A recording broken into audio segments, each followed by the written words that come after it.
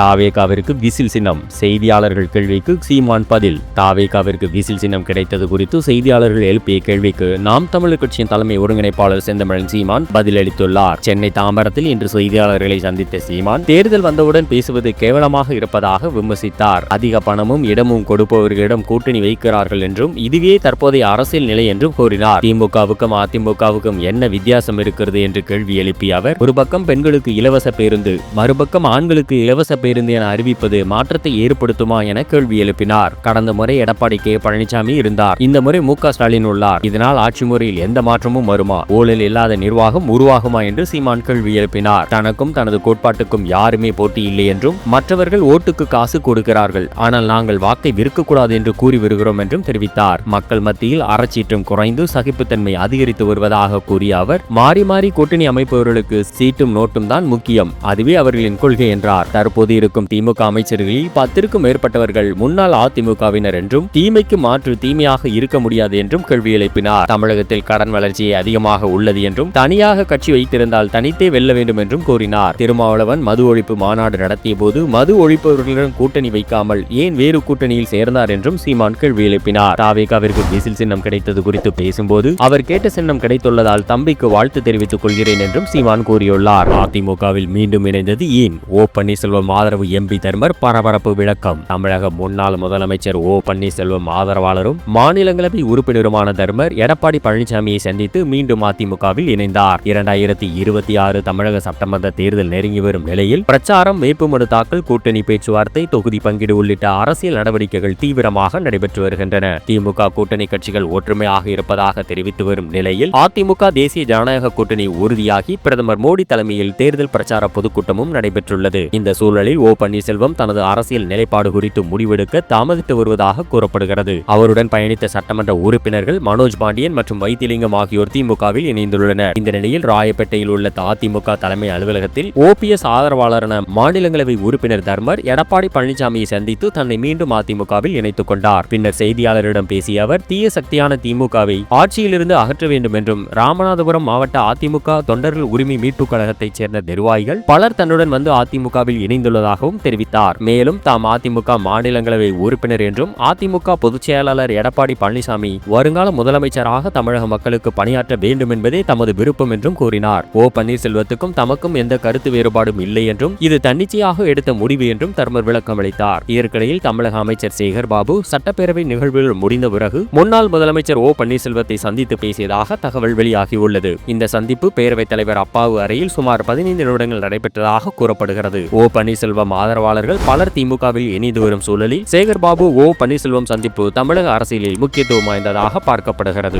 ரவுடிகளுக்கு police மீது பயமில்லை. பெரம்பலூர் நாட்டு வெடிகுண்டு வீச்சுக்கு எடப்பாடி பழனிசாமி கடும் கண்டனம். தமிழ்நாட்டில் சட்டம் ஒழுங்கு மோசமடைந்துள்ளதாக அதிமுக, பாஜக உள்ளிட்ட எதிர்க்கட்சிகள் தொடர்ந்து குற்றம் சாட்டி வருகின்றன. கொலை, கொள்ளை, கட்ட பஞ்சாயத்து, பாலியல் வன்முறை, போதைப் பொருள் புழக்கம், அடிதடி போன்ற குற்றச்சம்பவங்கள் அதிகரித்து வருவதாகவும் எதிர்க்கட்சிகள் விமர்சனத்தை முன்வைத்து வருகின்றன. இந்த நிலையில் பெரம்பலூர் சுங்கச்சாவடி அருகே காவல்துறை வாகனத்தின் மீது மர்ம நபர்கள் நாட்டு வெடிகுண்டு வீசி தாக்கிய சம்பவம் பெரும் பதற்றத்தை ஏற்படுத்தியுள்ளது. இந்த விவகாரத்தில் முதலமைச்சர் மு.க. ஸ்டாலினை எதிர்க்கட்சி தலைவர் எடப்பாடி கே பழனிசாமி கடுமையாக கண்டித்துள்ளார். பெரம்பலூர் மாவட்டம் சென்னை திருச்சி தேசிய நெடுஞ்சாலையில் உள்ள சுங்கச்சாவடி அருகே நேற்று காலை காவல்துறை வாகனம் ஒன்று சென்று கொண்டிருந்த போது அங்கு வந்த மர்ம நபர்கள் போலீஸ் வாகனத்தின் மீது நாட்டு வெடிகுண்டுகளை வீசி தாக்குதல் நடத்தினர். இதில் 4 போலீசார் காயமடைந்து மருத்துவமனையில் அனுமதிக்கப்பட்டுள்ளனர். இந்த சம்பவம் அந்த பகுதியில் பெரும் அதிர்ச்சியும் பரபரப்பையும் ஏற்படுத்தியுள்ளது. சம்பவ இடத்தை மத்திய மண்டல ஐஜி பாலகிருஷ்ணன் நேரில் ஆய்வு செய்தார். பின்னர் செய்தியாளரிடம் பேசிய அவர், வெள்ளைக்காளி என்ற ரவுடியை குறிவைத்து இந்த தாக்குதல் நடத்தப்பட்டதாகவும் காவல்துறை பாதுகாப்பில் அழைத்துச் செல்லப்பட்ட நபரை பின்தொடர்ந்து வந்த மர்ம கும்பல் தாக்குதல் நடத்தியதாகவும் தெரிவித்தார். குற்றவாளிகளை பிடிக்க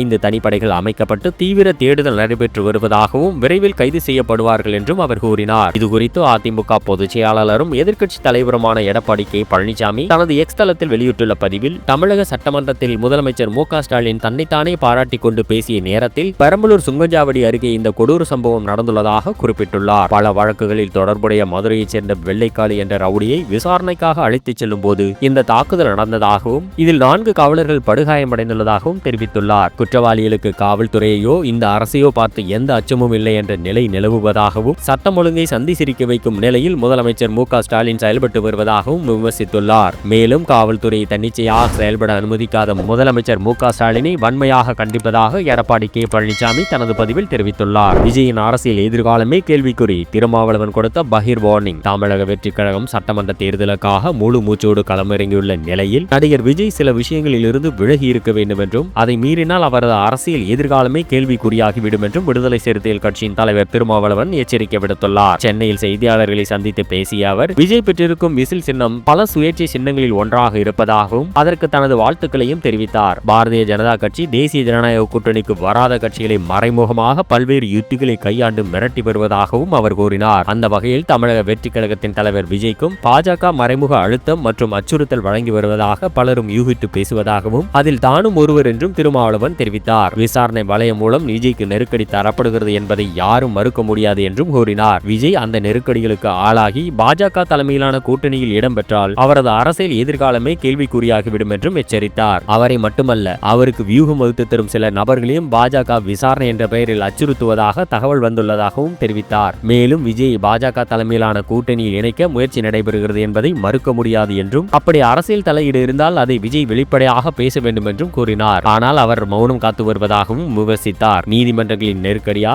அல்லது பாஜக தலையீடா என்ற கேள்விக்கு விஜய் தான் பதில் சொல்ல வேண்டும் என்றும் அவர் பாஜகவையோ மோடி அரசையோ வெளிப்படையாக எதிர்க்க தயங்குகிறார் என்பது மட்டும் தெளிவாக தெரிகிறது என்றும் திருமாவளவன் கூறினார். இந்த அச்சம் ஏன் என்பதை மக்களிடம் தெளிவுபடுத்தினால் அது அவரது அரசியல் எதிர்காலத்திற்கு நல்லது என்று அவர் தெரிவித்தார். கூட்டணி இல்லாமலே வெற்றி பெற்று ஆட்சியை கைப்பற்ற முடியும் என்ற ஒரு பொய்யான தோற்றத்தை விஜயை சுற்றியுள்ளவர்கள் உருவாக்கி வருகிறார்கள் என்றும் அந்த நிலையை விஜய் உணர்ந்து கொள்ள வேண்டும் என்றும் திருமாவளவன் தனது பேச்சில் குறிப்பிட்டார். திமுக சர்ணாக்கா, அதிமுக வர்ணாக்கா, சீமான் விமர்சனம். நாம் தமிழர் கட்சியின் கலந்தாய்வு கூட்டம் தாம்பரத்தை அடுத்த சேலையூரில் நடைபெற்றது. இந்த கூட்டத்தில் நாம் தமிழர் கட்சியின் தலைமை ஒருங்கிணைப்பாளர் சீமான் கலந்து கொண்டார். இதில் தமிழகம் முழுவதிலும் இருந்து கட்சியின் கொள்கை பரப்பு செயலாளர்கள் மற்றும் சமூக ஊடக தொழில்நுட்ப பிரிவு உறுப்பினர்கள் தேர்தலில் பொதுமக்களிடம் தங்களது கொள்கைகள் மற்றும் கோட்பாடுகளை எவ்வாறு கொண்டு சேர்ப்பது, பிற கட்சிகளின் குறைபாடுகளை சமூக வலைதளங்கள் மூலம் எப்படி எடுத்துரைப்பது என்பது குறித்து சீமான் கலந்துரையாடினார். பின்னர் செய்தியாளர்களை சந்தித்த சீமான் மதுராந்தகத்தில் நடைபெற்ற பிரச்சார கூட்டத்தில் எடப்பாடி கே பழனிசாமி ஆட்சி மாற்றம் ஏற்படும் என்று பேசியதாக குறிப்பிட்டார். ஆட்சி மாற்றம் என்றால் என்ன மாற்றம் நடக்கப் போகிறது என்ற கேள்வி எழுப்பிய அவர், கொலை, கொள்ளை, கற்பழிப்பு, லஞ்சம், ஊழல் ஒழியுமா, மணல் கொள்ளை தடுக்கப்படுமா, மதுபான கடைகள் மூடப்படுமா என கேள்வி கேட்டார். திமுகவுக்கும் அதிமுகவுக்கும் காங்கிரசுக்கும் பாஜகவுக்கும் எந்த வேறுபாடுகள் இல்லை என்றும் அவர் கூறினார். ஆளை மாற்றி மாற்றி உட்கார வைப்பதுதான் நடக்கிறது. கடந்த முறை பழனிசாமி, இப்போது ஸ்டாலின், அடுத்த முறை யார் என கேள்வி எழுப்பிய சீமான், உண்மையான ஆட்சி மாற்றம் என்பது ஆட்சி முறையில் மாற்றம் ஏற்பட வேண்டும் என்றார். திமுகவும் அதிமுகவும் ஒன்றுதான் என்றும் திமுக சொர்ணாக்கா என்றால் அதிமுக வர்ணாக்கா என்று விமர்சித்தார். மழை வெள்ளத்தில் சிக்கியவர்களுக்கு நிவாரணம் வழங்குவது ஆட்சி அல்ல என்றும் மக்கள் மழைநீரில் சிக்காமல் பாதுகாப்பதே உண்மையான ஆட்சி என்றும் கூறினார். ஒரே கொள்கையில் இருக்கும் கட்சிகள் போட்டி போட்டுக் கொள்கின்றன என்றும் தன்னுடைய கொள்கைக்கு உலகத்தில் யாருமே போட்டி இல்லை என்றும் தெரிவித்தார். ஒருமித்த கருத்துடைய கட்சிகள் இல்லாததால் தனித்து போட்டியிடுவதாகவும் கூறினார். பாஜக தமிழகத்திற்குள் வந்துவிடும் என கூறப்படுவதை மறுத்த சீமான், தமிழகத்தில் பாஜக வளர்ச்சியடைய காரணம் கருணாநிதிதான் என்று மத்திய அமைச்சர் ராஜ்நாத் சிங் கூறியதை நிறைவேற்றினார். பாஜக தனது கட்சியில் 90% இந்துக்கள் இருப்பதாக கூறுவதாகவும் திமுக 80% இந்துக்கள் இருப்பதாக கூறுவதாகவும் குறிப்பிட்டார். அப்படியென்றால் பாஜகவின் பி டீம் யார் என கேள்வி எழுப்பினார். திமுகவின் முக்கிய அமைச்சர்கள் பலர் முன்பு அதிமுகவில் இருந்தவர்கள்தான் என்றும் அப்படி இருக்க மாற்றம் எப்படி ஏற்படும் என்றும் அவர் கேள்வி எழுப்பினார். கூட்டணியில் மாற்றம் என்பது காசுக்காகவும் சீட்டுக்காகவும் நடக்கிறது என்றும் விமர்சித்தார். தமிழன் என்றால் யார் என்று கேட்பவர்கள் திராவிடன் என்றால் யார் என்று கேட்டால் பதில் சொல்வதில்லை என்றும் அவர் கூறினார். ஏற்கனவே கட்டமைக்கப்பட்ட நாம் தமிழர் கட்சிக்கு தண்ணீர் ஊற்றிக் கொண்டிருக்கிறேன் என்றும் அதன் பலனை அடுத்த தலைமுறைகள் அடைவார்கள் என்றும் சீமான் தெரிவித்தார். திமுக ஆட்சியை தூக்கி எறிவதே மற்ற கட்சிகளின் கொள்கையா என்றும் மக்களின் நலன் சார்ந்த ஆட்சிதான் தேவை என்றும் அவர் கூறினார். பாஜக உள்ளே வந்துவிடும் என்பது அடிப்படை அறிவற்ற பேச்சு என்றும் நான் வரவிட மாட்டேன் என கூறும் தைரியம் யாருக்கும் இல்லை என்றும் அவர் தெரிவித்தார். தனி கட்சியாக போட்டியிட முடியாவிட்டால் தனி கோட்பாடுகள் எதற்கு என்றும் அவர் கேள்வி எழுப்பினார்.